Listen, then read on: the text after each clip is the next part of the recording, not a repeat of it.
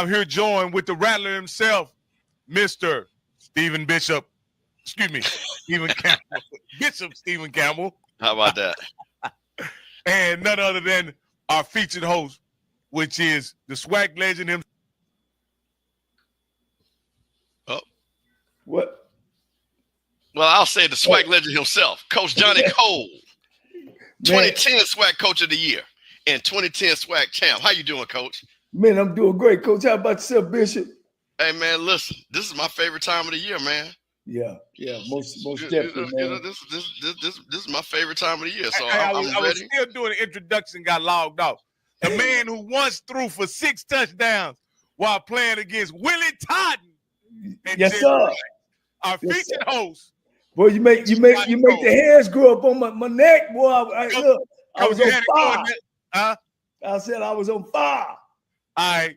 With no further ado, Coach Johnnie Cole. Coach Johnnie Cole, before we get started, you really set him up today, Coach. You got him at one heck of a guest, another legend. Yeah. Teed up, Coach. Yeah. And so, with no further ado, how you doing, Coach? And then you can bring on that very special guest on the show. Yeah. Well, hey, man, it's always a pleasure of mine and, a mentor of mine, someone you look up to. He's raised a whole bunch of us, Coach, a whole bunch of us around the country, man. He's always won everywhere he's been. He's one of those first guys, first black coach to do this, first black coach to do that. He's been on both sides of the table. I had to congratulate him and salute him. He's got a statue. I think we're going to put that up. But no further ado, Coach Bill, Wild Bill Hayes, is his boys used to call him. But I got to call him Coach.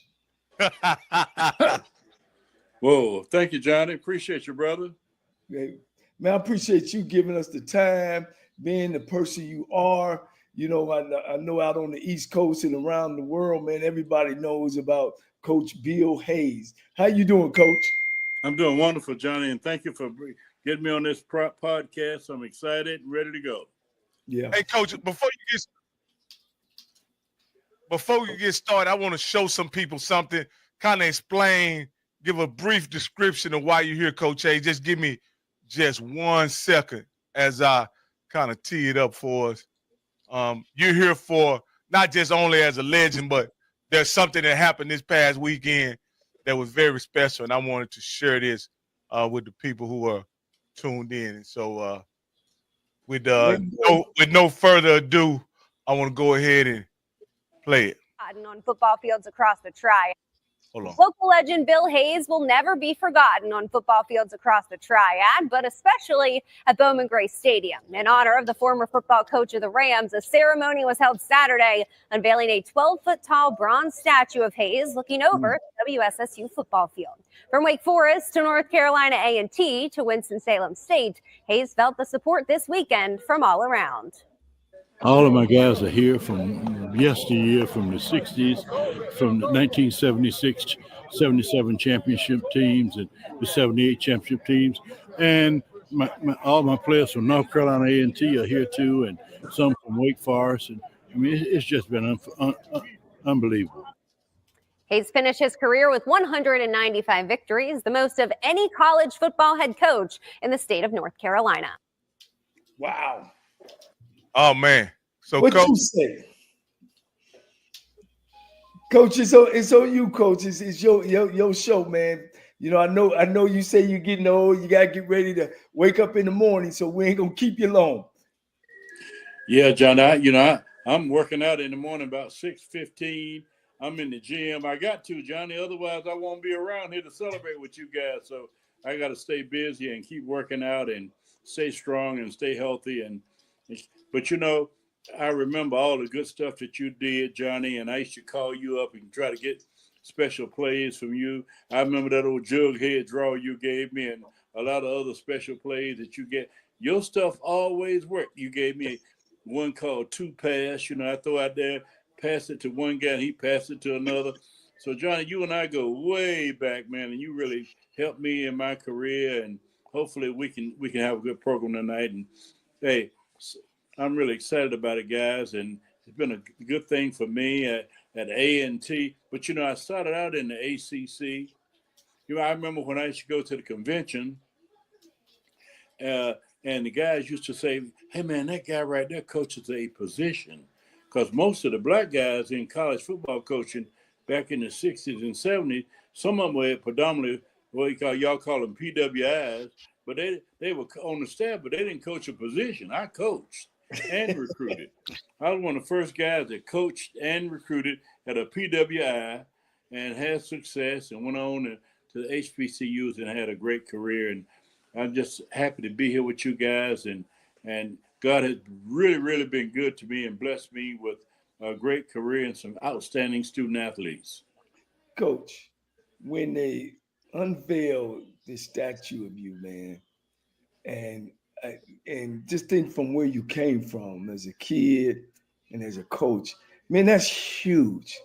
My brother got his name put on a floor, and I just thought that was just awesome. Then now you got this statue, and you know what about a coach? It sits high too. It sits high off the ground. Wait, I mean, how did that make you feel?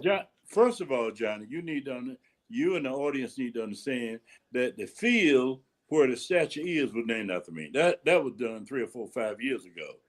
Okay. In Bowman Gray Stadium, the football field is the Bill Hayes Field.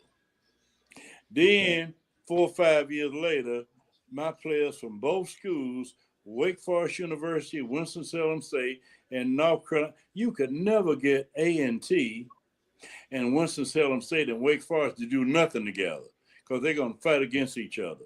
But in the case of William Bill Hayes, all those guys came together, raised over $300,000 and got a statue in Bowman Gray Stadium. Now, the statue is not on anybody's campus. The statue is with the city of Winston-Salem, North Carolina. So it's not an A&T statue. It's not a Winston-Salem State statue. It's not a Wake Forest statue. The statue is in the city of Winston-Salem's Bowman Gray Stadium, which makes it special, very special. And I'm excited. I'm happy. Did some good things. Fought a hard fight all my life, and I'm just so proud of this thing, Johnny. And I really appreciate you too, brother.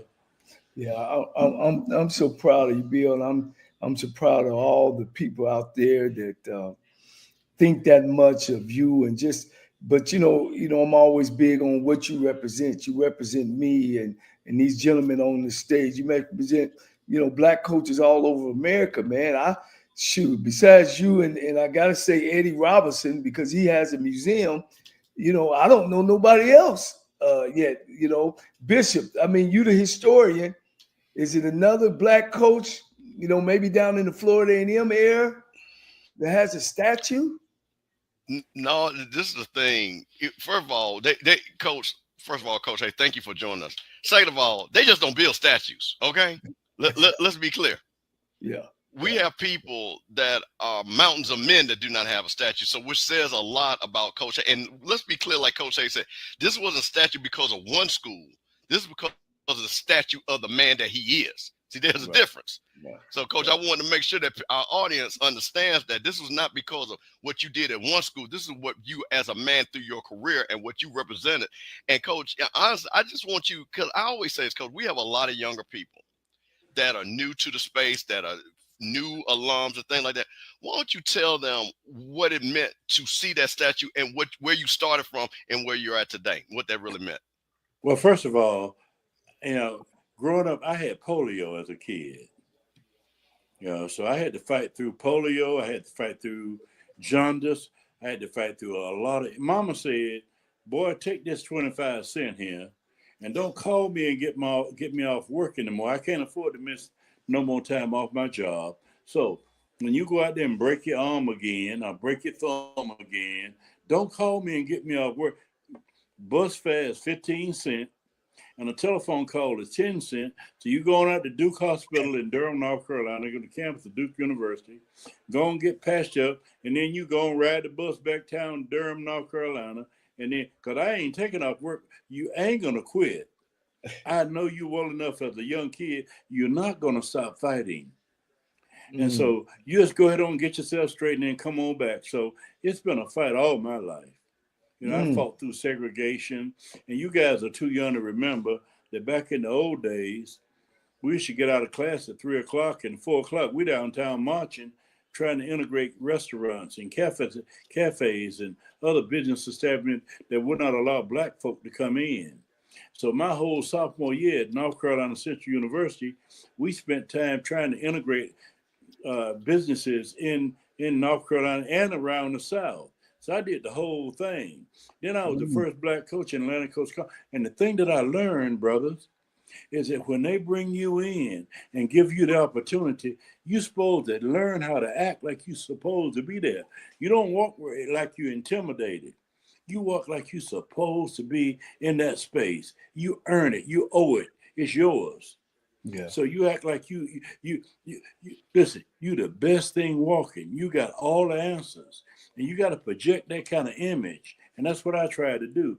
When I went down to Ole Miss as a coach at Wake Forest University, integrating the ACC, when I went down to Clemson, I will never forget how those janitors and maids and people in the press box, they were so excited to see somebody like me doing what I was doing.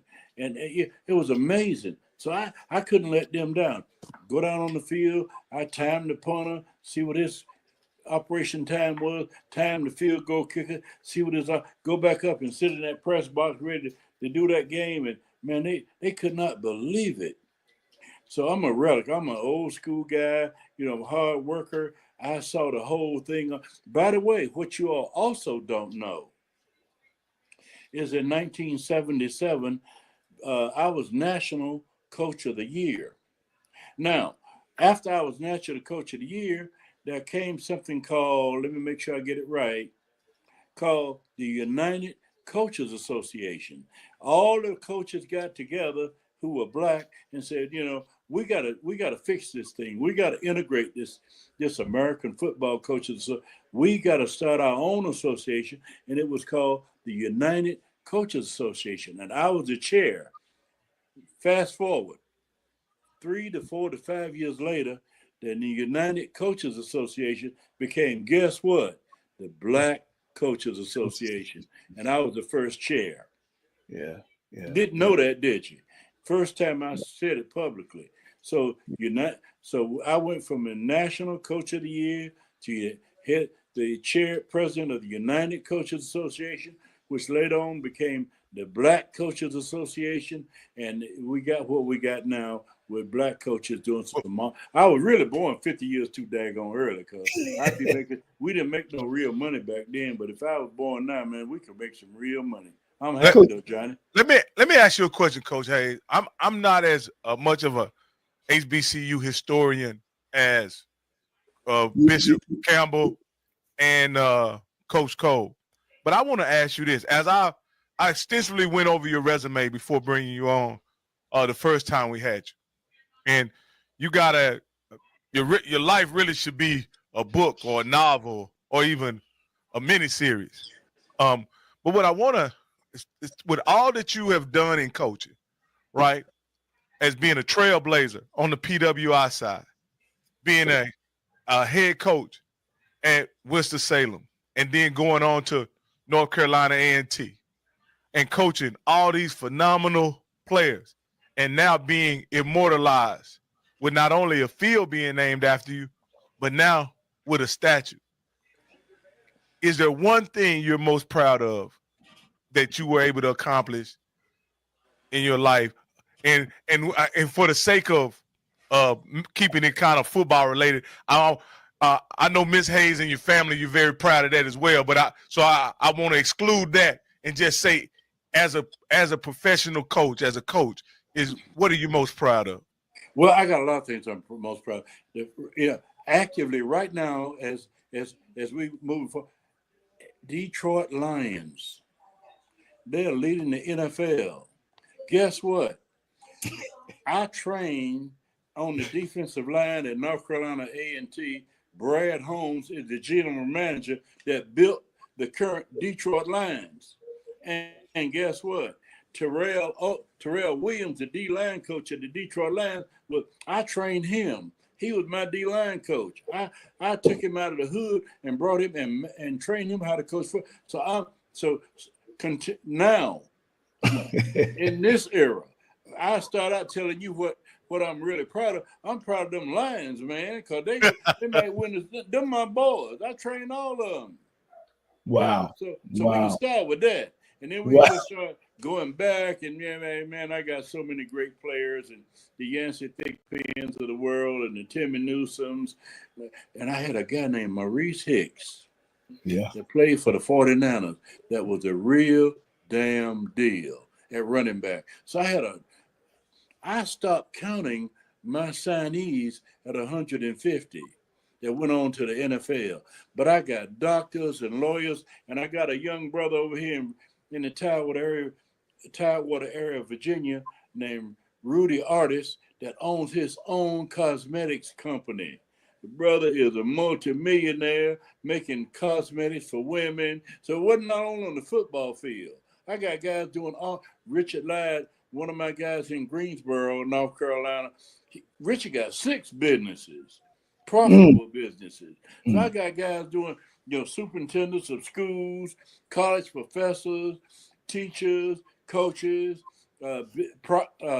entrepreneurs, educate. I mean, you just name it, and they all in the thing. So I can't be any more proud than I am of all these guys. Well, Coach, one thing, Coach. Of course, we're not going to keep you long. And this is about. Hey, Johnny, I got to get up and work out in the morning at 6 o'clock. I got to stay upright. And the only way I know to stay upright is I got to get my butt up early in the morning and go and work out in the gym. So I'm gonna be in the gym in the morning at 6 o'clock. So I can't stay with y'all long now. Right. I got one question and didn't want to get around it, and you can give us the reason. What happened to us, Coach, from you talking about the 70s that you were coaching on both sides of the ball? We've started a Black Coaches Association, and we still not even 10% of head coaches are Black. Where you think that we just didn't do what we supposed to do? Because you know, and I know that one teach one bring one. And for some reason where we got a long chain of there that we got lost. We got lost there because from the BCA United Football League, we got lost somewhere that we never were able to push and get more Black coaches. Hey, Johnny, jealousy, envy. That's what it is. Jealousy, envy. We lost the love for one another. You're like when you pick up that phone and you call me, I'm gonna make something happen. You know that. Yes, I'm gonna figure out a way to do the best by you. And back in the day, Eddie Robinson and Jake Gaither found a way to do the best by me. And we always tried to find a way to do the best by our brothers. But now, somehow, with all that's going on now, we got a little bit selfish, and we forgot how to love one another and how to promote one another and how to push one another forward. But it'll change. We'll get back to who we really are, and we'll get back to our pride in who we are, and our females will get back to their natural look rather than all this fakeness that they show us every day, and our brothers will get back to all the pure brotherhood that we once had. We'll get back. Right now we're on a curve, and we're on in my opinion, a down spiral, but we'll get back because we are who we are, and we're proud people, and we know how to fight, and we'll find a way to get back to where we were and exceed everything that we ever expected we could do. Man, Coach, man, look, you my guy. I want to appreciate you being on. Give us this time of your time, and guys, you guys want to say anything? No, Coach. Well, there's so many questions that I have for Coach, and I know he doesn't want to.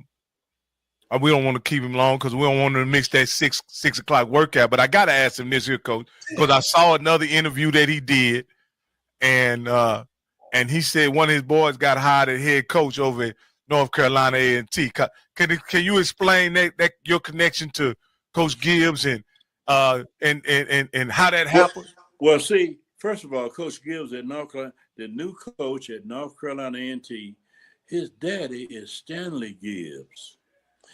Stanley Gibbs was, when I was middle linebacker at North Carolina Central, I went to Coach Reddick, who was our coach, and I said, Coach, I think it's something special about that kid over there, Stanley Gibbs. We need to put him at corner and let him try to. Stanley Gibbs ended up being the real deal. I remember when so I got Stanley on the field and promoted him, and me and him been friends all our lives. And Stanley's son is Sean Gibbs, the new coach at North Carolina A&T. So I remember when Sean Gibbs was born.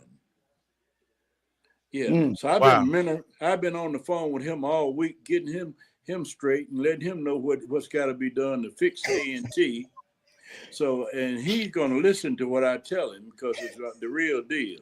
So Sean Gibbs is a product of Stanley Gibbs, and Stanley Gibbs is a product of Bill Hayes. So all back in my tree. Hey, Coach, that's pretty neat. And you was able to, identify that talent real early in life, and even before he was even conceived or born. So I see it, Coach. I got it. We own it, man. And A&T's going to grow, and I'm going to have my hands in it. And North Carolina Central going to continue to get better. We're going to get Russell Selling safe. We're going to get Elizabeth City fixed, too. We're working on that, and working on Elizabeth City, trying to get it fixed with James Dubose, the new athletics director down there, who's one of my guys, and he's going to get it done. And so we got a lot of work to do, man. I got to get to bed so I can stay upright. Thank you, Coach. Love you. I love you, man, and I appreciate you. Thank you, guys. I appreciate y'all. I'm going to bed. Tell you what, man. Get up and lift some weights in the morning. All right, Coach. All right, Coach. Man. That's awesome, man. That's awesome. Coach, I love it, man. Guys, y'all don't know, man. I was just a young kid out of Dayton, Ohio, man. Went to Black college, Coach. And, man, I done met giants, Steve. Giants, man. And ain't none of them always have stopped and talked to me, man. It just tickled my fanny, man. You know, and just hopefully we continue that trend. And, you know, and like you say, man, we need to get back loving ourselves and pushing ourselves, man. I think you made a great, great point there, guys. Because I actually lived that. And I didn't even know, you know, they were in black schools, Steve, starting the Black Coaches Association. Then all of a sudden in the 80s, it turned out with no black coaches on it. So they used to put out a list for head coaches, right? And the list would be all guys working at PWI schools. It never was a coach, a black head coach. Not Pete, not C. Gordon, not none of them. Where, you know, Eddie them was getting a little older, but none of them was on the list for being presented to be a head coach at a PWI school. So it started from black college and ended up ain't no black head coaches on there. That's from black schools. Steve, as somebody who's been around HBCU football and sports ever since they were born, let me ask you this. We could talk about football and institutions and stuff like that, but from what I understood, Stan, and what you shared with me on our long drive to FAMU, that these programs were not built necessarily by institutions, but these programs were built by great men, whether it be W.C. Gordon, whether it be Eddie Robinson, and other guys, Bill Hayes. Why aren't these men, the next generation of men, why weren't they given the opportunity to build those same kind of programs that those men built? So wait a minute, let me make sure I understand. When you say the next generation, okay, say that question one more time. So what I'm saying is the next generation of coaches after Coach Eddie Robinson, and I would say Doug Williams would have been that next generation of coaches. Mm-hmm. And we say the guy over at Jackson State, who's a legendary coach, W.C. Gordon, whoever came after him, you know what I mean? And then whether it be Mississippi Valley or whomever, or why wasn't that next generation of coach given the opportunity like to continue, or why didn't they continue to build upon what those great men had already established? Well, I think Coach kind of laid it out, to be honest with you. And Coach, tell me if I'm wrong, integration had a lot to do with it. You have a lot of coaches that I believe are extremely talented that coach at PWIs. And why they coach at PWIs? They pay more money. There's more opportunities. So again, when you look at guys that you say, hey, this guy is a great coach, a coordinator at X school or X school, you see where the brain drain happens because they've got our best and brightest. But I will say, but I am going to pivot because I will be, and I know Coach Hayes had to go. But let's say something. We got Coach Huff, Hampton alumnus. He's went from Marshall, now he's going to Southern Mississippi. We got Coach Simmons, who coached at Florida A&M, his whole family, FAMU Rattlers. He has gone from coaching at FAMU, now he's at FIU. We've got Jerry Mack, who started at Jackson State, who is coached at HBCUs, and now he's at Kennesaw State. Yeah, Kennesaw, Georgia State. Kennesaw State. Oh, Kennesaw State. Yeah. So look at what just happened this week from people that have roots from HBCUs. So again, these guys started with us, or as in Coach Huff, again, played at Hampton, and now they're at PWI. So that's kind of what we kind of see. So we celebrate it, right? I'm very happy for Coach Simmons because that's part of his goal. And Coach Simmons, that's not his last stop. But again, would I want him to stay at FAMU and be a legend like Jay Gaither? He had the ability to do it. Now, I'm going to tell you a guy, but I tell you what, we'll see. T.C. Taylor has that ability to be the next W.C. Gordon. But I tell you what, he started winning championships. You know, people in this area going to say, hey, that guy can coach. And then he's going to have to make a decision. You know, because like I say, man, you know, when you got families, and I tease a friend of mine, she's watching. When you got a wife, and Coach, you know this, them wives are in on that deal. And when you making this and you can make that, guess where you going? You going with that. So that's the thing about it that, you know, you see, like I say, you see a guy like T.C. Taylor who has got to be the next guy. And I want him to be that guy. But like I say, if he keeps on the trajectory he's going, man, people are going to come get him. But you know what I'm happy about? That now they are getting that opportunity. So, you know, we fight this because we always say at HBCUs, we want to get opportunity. But then we kind of get hurt when we lose the greatness that we have. So I just think that, again, it's just opportunities and people want to move up. And like I say, and I just got to respect it, to be honest with you. Yeah, well, I guess so. I mean, it just seems to me that there was a great era of very established coaches that pretty much, you know, made HBCU sports or football in you know, what it ultimately will become. And now we're dealing with, and I hate to use the term mediocre or average coaches, right? But in some cases, I don't think they're getting the chance to build anything because they're turning over so fast. So, you know, that's one aspect of it.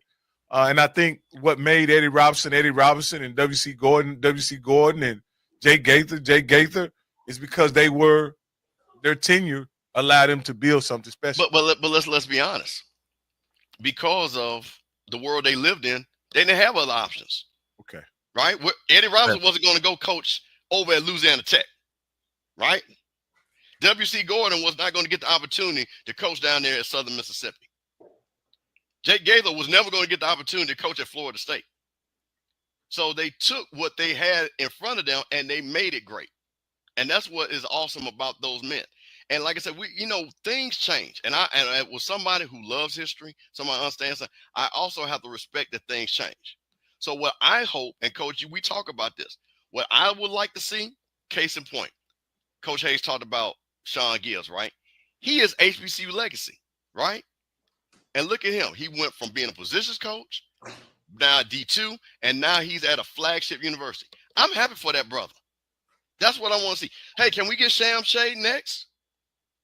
Can we get, Teddy Keaton next? Can we get these guys next?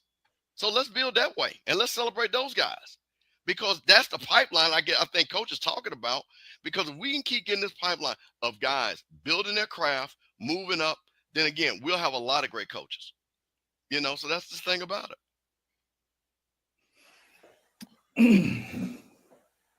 You got anything to add, Coach, or can we go ahead into reviewing the Southern? Yeah, that's a whole nother show. But Brother Campbell is he's right on. We are making some strides. You know what I'm saying? And we always got to salute that and salute those brothers and cheer them on and hope that they move on. And then of course, the thing about it, I don't know. One thing, like I said, is another. We got 3 coaches now on the Division 1A level besides the rest of them. Then we can do some type of research to see, well, how many brothers are on their staff? Are they sitting in the room and they, by themselves, or do they have a mixed staff? So that's a whole nother show. I think Coach Campbell is right on. So, man, look, this is a week of celebration. It's our bowl, our Orange Bowl this week. It's the Celebration Bowl, man. So let's get it going. All right, hey, excuse these. So let's recap the SWAC championship, because I think we had 2 teams play that were worthy of being recognized, and I want to recognize that we did have a big game last week. The weekend was not all lost, and this was the result. It was look, where our money at? Where our money at? Who got our money list? Yeah. We got Teldrick and Adrian Walker. Where you at? Yeah. We want to hear from you tonight. Yeah, we want to hear that cha-ching noise.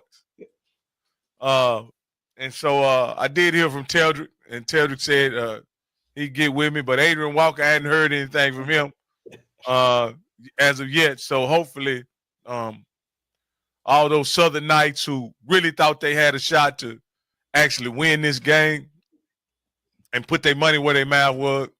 And so I appreciate the donation, and I greatly appreciate it. But I'd like to get you guys' input on what you thought about it. Well, we'll start with Campbell. Campbell, what did you think about the game and how it played out? I thought it played out exactly how it was going to play out. I mean, it was no doubt in my mind. Southern, listen, Southern had to make this game ugly. Southern had to get a lot of turnovers because they're just offensively challenged. They've been offensively challenged all year. And they had that, and Coach, you know this, it is just one little thing difference between a good team and okay teams. Southern got a turnover where they could have turned the tide, but they didn't. Jack State came back. Zion McDonald came into the game because Kobe Morgan got hurt, scored a touchdown. Jack State was off to the races. So, I mean, the game played out. Like I say, Jackson State has been, like I say, the dominant SWAC team this year, and it played out. And like I said, Southern, again, and I told people this, and again, I love my Southern people, and I'm the FAMU guy, so I said the same thing. But when you go in that vet and you're a freshman, it's a different feeling. So they played a freshman, they played T-set, they moved the court, and Woods was out before concussion protocol. So I just did not expect them to sit back and have the game that they were going to need to win the game. So, I mean, Jack State played the game that they played, and we got some interesting stats that we're going to talk about that I think is going to bode well for Jack State playing against South Carolina State. Yeah. All right, go ahead, Coach. It's all you. Of course, I almost predicted the score. I gave Jackson State 34-10, something like that. So the numbers speak for themselves. While I'm talking, I want the audience to say where the Southern fall. Let's get away from the East and West. Where do they fall as in the SWAC of best teams in the SWAC? As I talk through it, we didn't have the 2 best teams in the SWAC at the game. Take my hat off to Coach Graves and the staff. Because at the end of the day, it's about winning football games. And out of the 8 victories, and I don't know if this has ever happened, you really didn't have a winning team. The best team was at 6-6. That's not necessarily a losing season, and it showed them ain't no winning season. And so you had an 8-14 and I ain't gonna say hobbled in there, bagged in there, and I can't say enough about what you said, Coach Campbell. They done what they done. They played for a half. Their best players gave it everything they had. But then on the other hand, you really, it's like a bird with a cut off wing. You know what I'm saying? Jackson State did exactly what Jackson State has done to all the teams in the conference except for Alabama State. And I just didn't think the two best teams. And like, I had said all year, Jackson State is way ahead, of most teams in our conference. And then, of course, you got your Alabama State and your Florida A&M kind of right there. And then it's a gap, guys. It's a gap. I didn't think the quarterback played well enough to make people excited about the Celebration Bowl. What's his name? Jacoby Morgan.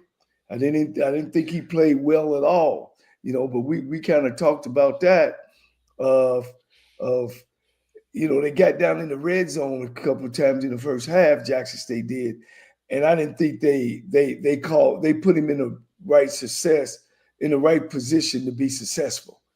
So it's hard because he got sacked. One time he threw it away, but Southern's offensive line, man. I mean, the back was getting hit in the backfield. Several times. We look for tackles for loss. I mean, Jackson State had at least 6 or 7, 8 tackles for loss, hitting the back in the backfield. So, it was just like we said it was. Hats off to TC Taylor and what they're doing over there. And whether it's Deion's players or not, he has done a super job of getting them kids up and ready to play each and every game since they fell against Grambling. We all thought, oh, man. But then we thought, look, Campbell and Rocky, at the stats. I mean, they had over down to 500 yards against Grambling. You know what I'm saying? But they had 5 turnovers. And so I looked at that. I was like, man, they putting it on people.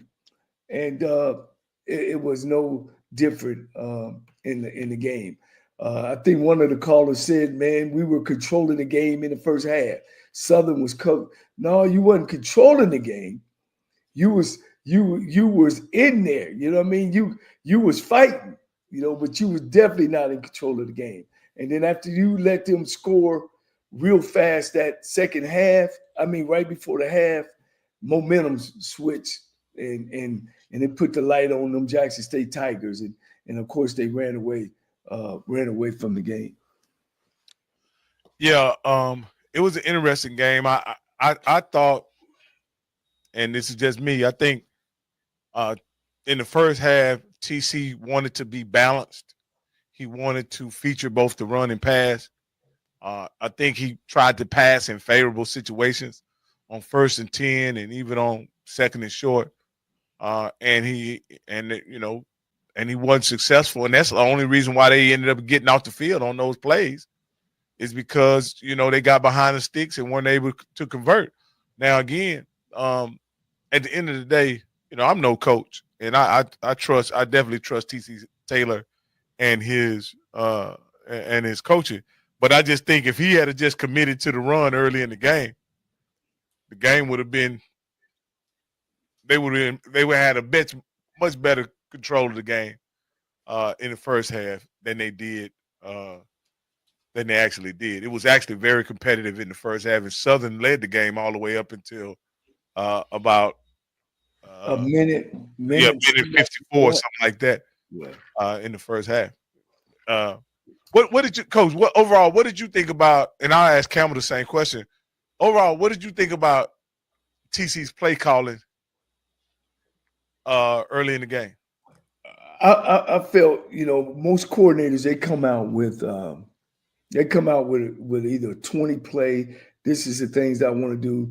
These are the plays that when we evaluated them and scouted them, we feel that these are going to be successful plays. And then you get into that when you first call the game. But they jumped down in the red zone so fast that I kind of think he might have stayed with his script instead of changing it to where they are possession-wise on the field. Because there's a couple things he called that down in that red zone that I kind of question. That why are you doing that? Your game is running the football. You're in the red, get that ball to that tailback. But that's where I kind of thought where he was on that. And the other thing was tempo. I felt the tempo of the game wasn't right. You know what I mean? Jackson State started off so sluggish and slow, and it's like they were putting the game in Morgan's hands. Morgan is a field general. He ain't that quarterback that can put the team on his back and be able to run the ball. He ain't that athletic. I think he can extend plays, but I don't think he's a quarterback that you put the ball in his hands and say win the football game.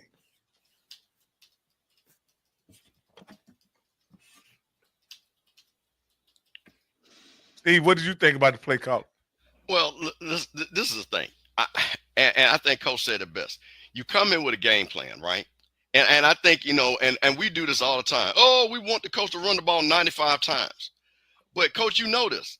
Plays are set up to set up plays. Plays are ran in the first quarter so we can run the play in the third quarter. So my thing is, again, and Jackson State is always this particular team. They are run first. They like to run the streaks. They like for their receivers to get behind guys. They're not going to run a bunch of route concepts. They never have done that with this particular team. So again, I think he ran what he's coached the way he's coached all year. So again, I know you guys want to say, hey, give him the ball, but sometimes you got to throw the ball to set up the run. And you got to give the guys the look that is going to make the big play. So again, I think that's what they did, because I tell you what, that little drag play that Fortilla caught that touchdown, that was set up because of the run. Southern went, and that ball was wide open because of the setup. So you got to kind of give people something. And, Coach, you know this, to get to play. So, I think they had to do balance. Again, I think the game plan also totally changed when Zion McDonald got in. I think they had to, totally do something different. He ran the ball. It wasn't like he was throwing the ball all over the yard. He was very electric. So I think that really had something to do. I didn't have a problem with his play calling. Again, I can't, I saw Coach Simmons, right? And Coach Simmons was prolific at play calling. And we said the same thing about Coach Simmons. Why you didn't run the ball? And Coach Simmons looking at us like, man, we averaged 38 points a game and we win a national championship. Shut up. So so that I'm gonna be honest with you. When I sit back and I hear that, but there are times where you say, hey, why didn't you run the ball here? But I think also with a play, and Coach, you notice, I think a play call is not calling a play for this down. He's also thinking about the next down, the next drive, where we're at down the distance. And I think that has a lot. He said, I'm going to run this because if I get this and we're second and X, then I'm going to run that. That's what I believe. Now, Coach, you can tell me if I'm wrong or right on that. Well, not just that direct, but you got the concept right. You know what I'm saying? If we having a successful play running this, then what's the option off of it? The option off of it is either bootleg or fake or screen off of it. So you have some of the concept, but some do that and some don't, Coach. We watched a lot of football this year, and we had Jackson State at 37, I think 38 a game, and then the next person was at 24, and then down to 22. So, but I get what you're saying. Most definitely, Steve, this is what I'm talking about, Steven, and maybe you can. And again, we're talking about plays and play calls, and we should leave that up to the coach. But I just want to explain where I'm coming from and with my rationale. He runs the ball. This is the first possession that Jackson State has. They run the ball. Irv gets 7 yards, right, on first down. On 2nd and 3, right, they decide to pass. He completes a 14-yard pass. Boom. It's another first down. He gives it to Irv once again. Irv gets another 7 yards, right? All right. On 2nd and 3, this time they give it to Irv again. He gets 5 yards. You get another 1st and 10, right? And on this 1st and 10, Coach, on the 46, as soon as you cross midfield, what do you decide to do? Pass the ball and get an incompletion. Then you run the ball and get a 2-yard run. You have something that goes wrong with the play. You end up calling timeout. You drop back to throw the ball, and you get sacked. Like that's to me is a drive that was not unraveled because of what Southern did, but because the play calling put you behind the 8-ball. And that's all I was. That's the point I was making. Let me ask you a question, because see, to me, I think that's one-sided, right? And Coach, tell me, maybe Coach. Okay, so he's okay. I'm just, and this again, quick synopsis. He ran the ball, throw the ball. Why did he throw the ball here? Well, do you think that maybe because now they have put pressure on Southern's defense, the Southern safety starts dropping down? Because now we're getting 5-6 yards a clip, and now we've got one-on-one with our receivers that we believe can beat their corners, and maybe that's the reason why he ran that play. Did you ever think about that? See, that's what I'm talking about. It's not just a one-sided thing of A, B, C, and D. It's also what the dictating what the defense is doing, because now you're starting to force the defense to make changes. And Coach, that's what you want to do. Now, guess what? Hey, they're running the ball on us. We got to change our defense. Now, that might create opportunity for a wide receiver for that play that you're talking about. He might have said, hey, you know what? In practice, if that guy does this, we're going to run that play. And I think that has a lot to do with it. I don't think he was just arbitrarily. And again, I hate when people do this, and I say that you're doing this. This is not John Madden, okay? This is not when you just click, and let's see if this works. This is based off of what you're seeing on the field, what your feel is, and what you think the success rate of a play is going to be called. Now, that I do know, because I've talked to a lot of people that call plays. So if I'm sitting back and looking, and now I'm setting up things, and these guys are moving up, yeah, you know what? I'm going to give them the same look, but now I'm going to run a pass play. It didn't work, but that's okay. But next time it did work. So that's what I'm talking about.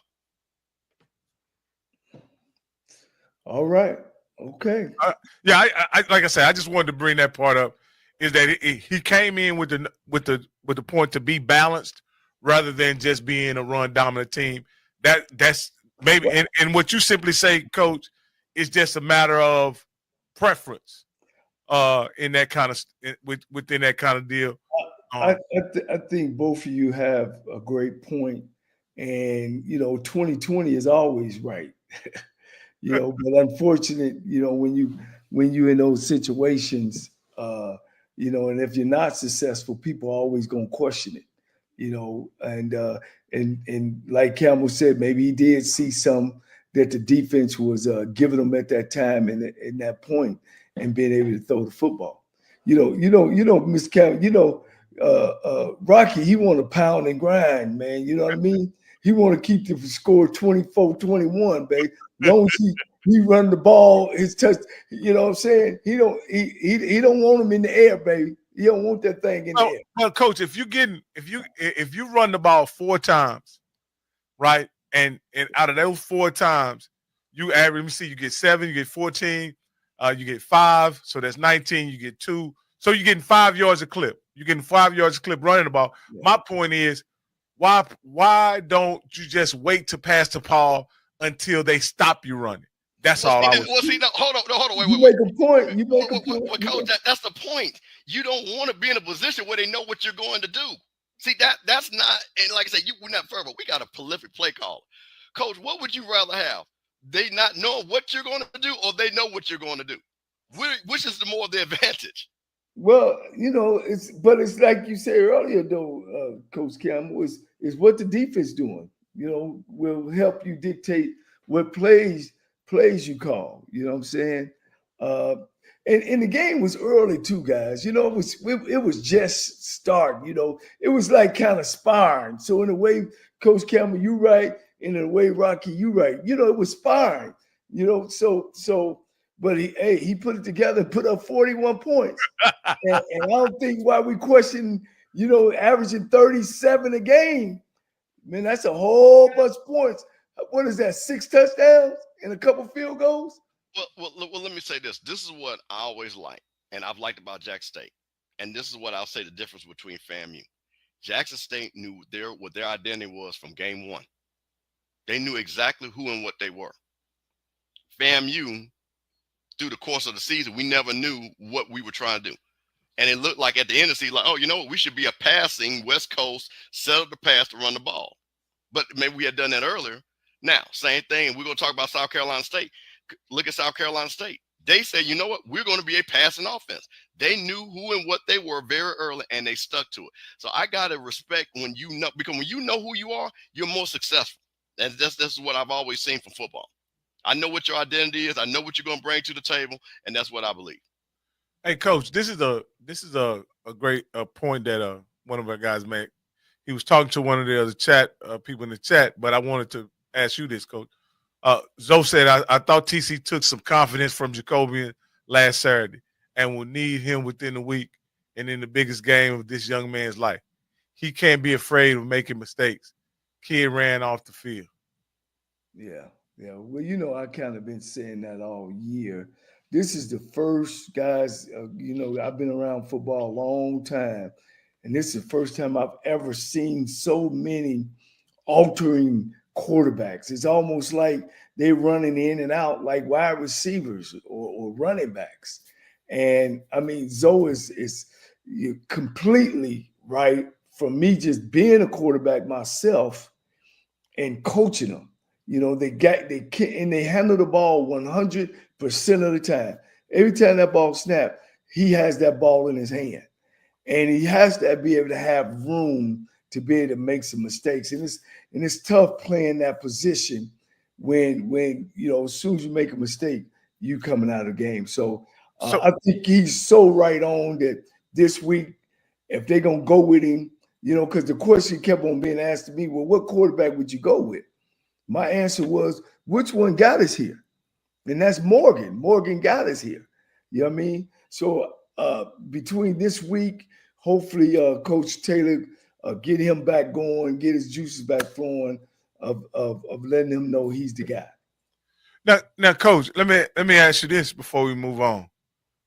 If you got a guy in a game and your offense is struggling, immediately when he gets subbed, the offense is sparked. How much weight do you put in that versus the entire season? The entire season? Yeah, I'm talking about like you went with Jacoby in the entire season, but in the biggest game of the season, your offense was struggling. Your offense was sluggish. You were having trouble sustaining drives, and then you kid gets injured, and your offense takes off. I told you guys, I think last week or twice, of being a referee now, and it's one thing I don't ever hear.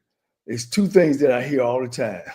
It's either the player's fault or the referee's fault.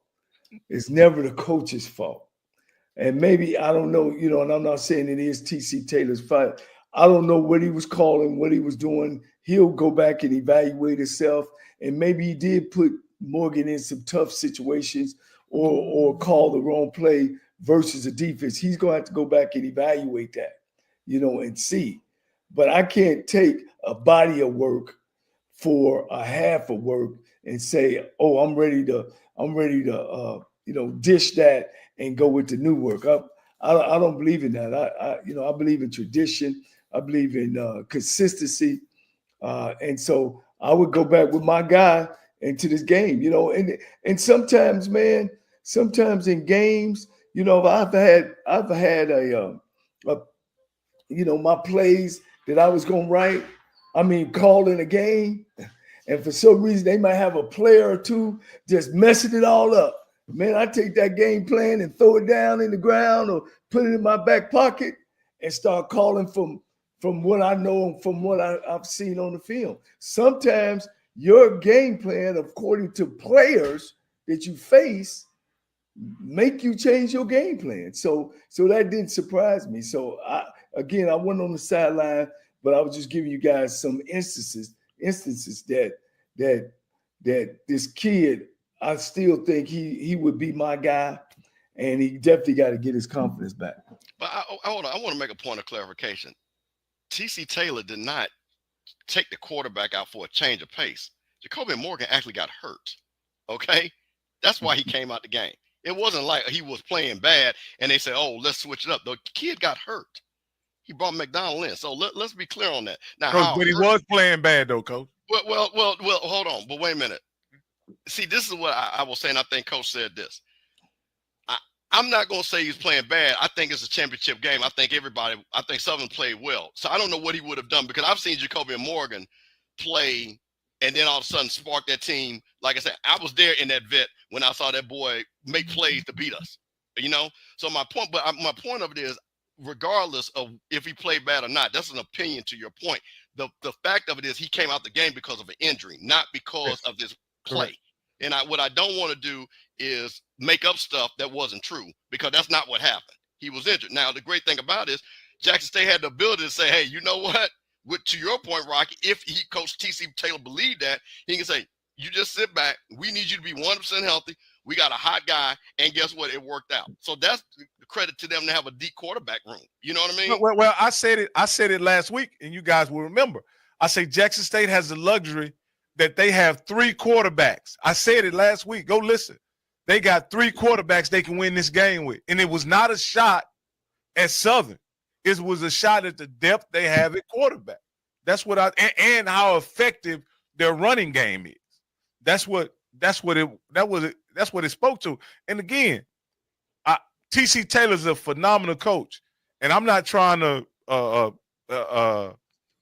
diminish the coaching effort that he put out on Saturday.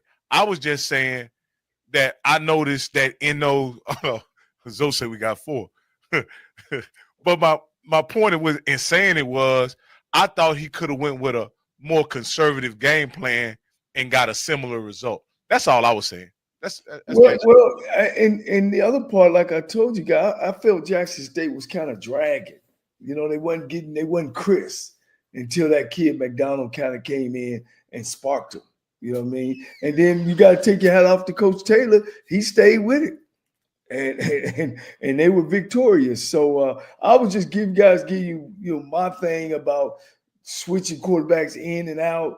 Man, look, if it works for you, stick with it. All right, let's go to the big game. Let's go to the big game, man. And we got Rocky, one other thing too. I got Zoe on standby to break down some of the Jack State players when we get ready to get a little bit just on the back end. Okay. Whenever you want to join in, tell them. Yeah. I'll send the link. Go ahead. So let's go. All right. So hey, man, excuse these 1970 slides. I ain't have no whole bunch of time to get it ready, but I wanted to make sure that we acknowledge some things about both teams as we break this game down, right?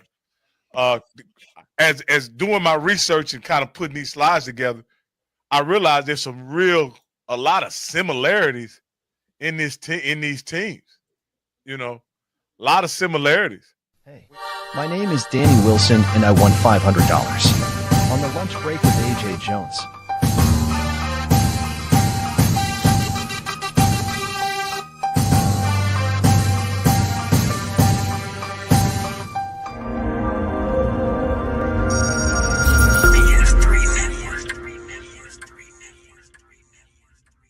BS3 Network, changing the way you watch TV.